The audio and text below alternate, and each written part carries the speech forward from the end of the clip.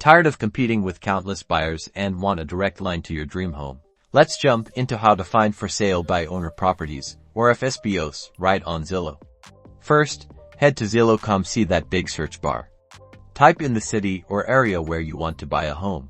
Now, below the search bar, you'll see different options like for sale, rent, etc. Make sure you've selected for sale. This will give us all the properties listed for sale in your chosen area.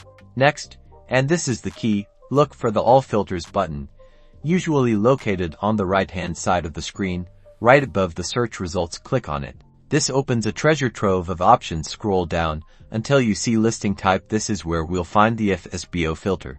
Click on listing type, and then select by owner. Make sure there's a check mark next to it. This tells Zillow you only want to see properties being sold directly by the owner, cutting out the middleman. Once you've selected by owner, scroll to the bottom of the All Filters menu and click Apply Filters. Voila! Your search results will now only show for sale by owner properties in your desired location. You can browse these listings, contact the owners directly, and potentially score a great deal. Happy house hunting, and remember to do your due diligence, even with FSBO properties. You're now equipped to find those hidden gems. #ZILLOWFSBO #direct sales.